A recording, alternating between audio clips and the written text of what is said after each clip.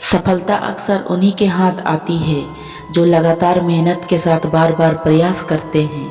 मेहनती इंसान कभी भी हार नहीं मानता है।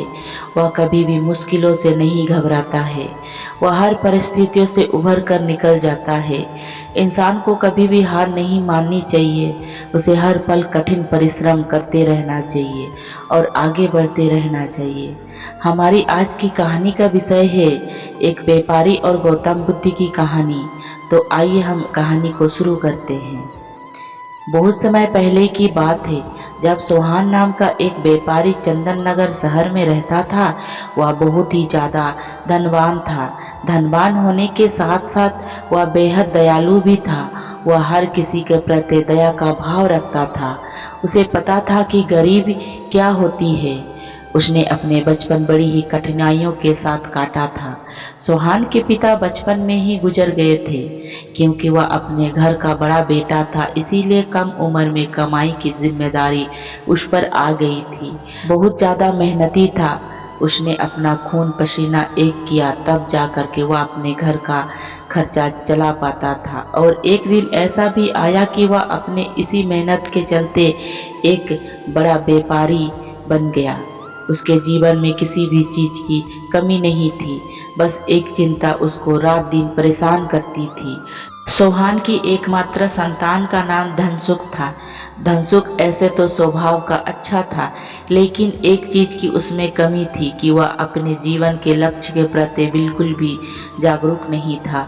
वह अपने पिता के समान मेहनत नहीं करता था। वह अपने पिता के धन को पानी के समान बहाने लगता। सोहान अपने बेटा का इस रवैया से बहुत ज्यादा परेशान रहने लगा था। उसे समझ नहीं आ रहा था कि उसके एकलौते वारिस का भविष्य कैसा होगा। एक दिन किसी ने सोहान को बताया कि 2 दिन बाद उसके शहर में महात्मा बुद्ध आने वाले हैं। वह हर चीज का समाधान बताते हैं। हो सकता है कि महात्मा बुद्ध तुम्हारी चिंता भी दूर कर देंगे। 2 दिन बाद चंदन नगर में महात्मा बुद्ध पधारे। चंदन नगर के सारे लोग महात्मा बुद्ध के पास उमड़ पड़े। उन लोगों में सोहान भी वहां उपस्थित था। जैसे ही उसकी बारी आई, उसने गौतम बुद्ध को अपना सारा दुख सुना दिया। व्यापारी ने कहा, महात्मा, हर कोई औलाद का इच्छा रखता है, लेकिन औलाद अपनी जिम्मेदारियों को ही नहीं समझते और पैसा को पानी के समान बहाते। तो ऐसे में किसे पिता का अच्छा लगेगा। आप कृपया करके समाधान बताइए ताकि मैं अपने बेटे को सही रास्ते पर ला सकूं। बुद्ध ने सोहान से कहा, मैं जैसे कहूँ तुम ऐसे ही करना। तुम 2 दिन तक वहीं रुकना जहाँ मैं रुकता हूँ। 2 दिन बाद में सोहान के घर खबर पहुंची कि सोहान को सांप ने काट दिया और दुर्भाग्य से उनकी मौत हो गई। धनसुख को एक चिट्ठी भी दी गई जिसमें सोहान ने लिखा अंतिम शब्द था, बेटा मैं मर रहा हूँ, लेकिन तुम अपना और अपनी माँ का ध्यान अच्छे से रखना। मैं एक समय पहले चंदन नगर के मुख्य नगर के सीमा में धरती पर खूब सारा धन गाड़ा था। अब तुम माँ बेटे के बहुत काम आएगा। तुम्हारी जिंदगी आसानी से निकल जाएगी। पिता के मृत्यु की खबर सुनते ही धनसुख का पैर तले जमीन खिसक गई। वह सोचने लगा कि अब उसका जीवन कैसे गुजरेगा। वह बिना देर किए जल्दी से उस नदी के पास पहुंचा। नदी के पास पहुंच करके उसने जमीन को खोदना शुरू कर दी। जमीन खोदते खोदते कब दिन से रात हो गई उसे पता ही नहीं चला। अगली सुबह वह फिर से उस खोदे हुए जमीन को और गहरा खोदने लगा। आज भी सुबह से रात हो गई। फिर अगले सुबह जब वह खुदाई कर रहा था तो महात्मा बुद्ध वहां से गुजर रहे थे। उन्होंने धनसुख से पूछा, क्या हुआ बेटा, तुम लगातार जमीन को क्यों खोद रहे हो। इस प्रश्न पर धनसुख ने सारी कहानी बता दी। फिर महात्मा बुद्ध बोले, तुम्हें 3 दिन होने का आया है, लेकिन क्या तुम्हें वह गड़ा हुआ खजाना मिला। धनसुख का जवाब था, नहीं। इस बात पर गौतम बुद्ध ने कहा, वह खजाना मेरे पास है।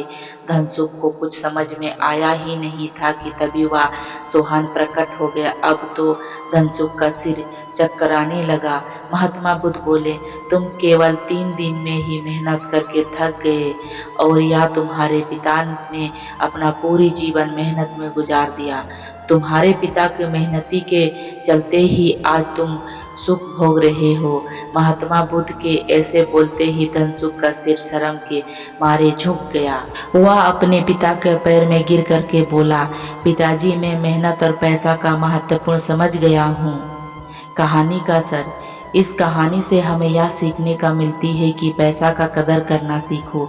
यदि आपके घर में कोई कमाने वाला पहले से है तो उसका यह मतलब नहीं है कि आपको कमाने की ज़रूरत नहीं है।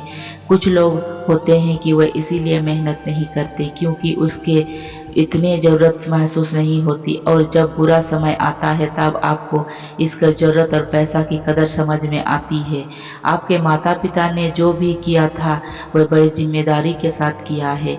आपको भी अपना जिम्मेदारी समझनी चाहिए और मेहनत करके आगे बढ़ते रहना चाहिए।